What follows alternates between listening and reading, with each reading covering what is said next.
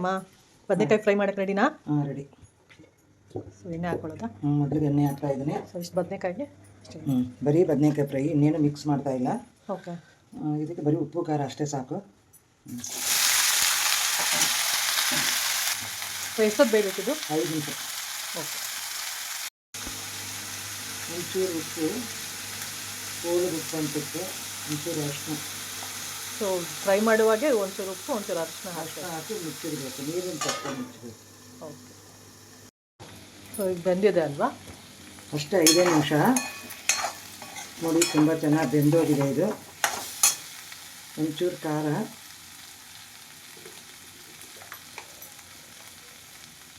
ಚೂರು ಜೀರಿಗೆ ಪುಡಿ ಅಷ್ಟೇ. ಇದರಲ್ಲಿ ಈರುಳ್ಳಿ ಬೇಕಾದ್ರೂ ಮಿಕ್ಸ್ ಮಾಡ್ಕೊಂಡು ಮಾಡ್ಬೋದು, ಆಲೂಗಡ್ಡೆ ಜೊತೆಗೆ ಹಾಕ್ಬೋದು, ಮತ್ತು ಈರುಳ್ಳಿ ಟೊಮೊಟೊ ಮಿಕ್ಸ್ ಮಾಡ್ಬೋದು. ಆದರೆ ಬರೀ ಇದೆ ಒಂದೇ. ಅಕಸ್ಮಾತ್ ಈರುಳ್ಳಿ ವಾರಗಳು ಮಂಗಳವಾರ ಶನಿವಾರ ಗುರುವಾರ ತಿನ್ನಲ್ಲ ಅನ್ನೋರಿಗೆ ಯೂಸ್ ಆಗುತ್ತೆ. ಬರೀ ಬದನೆಕಾಯಿ ಫ್ರೈ. ಏನು ಖಾರ? ಅಚ್ಚ ಖಾರದ ಪುಡಿ. ಅಚ್ಚ ಖಾರದ ಪುಡಿ.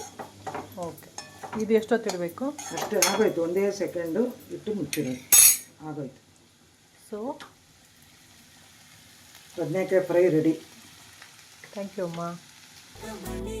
ಸೊ ಬದನೆಕಾಯಿ ಫ್ರೈ ರೆಡಿ.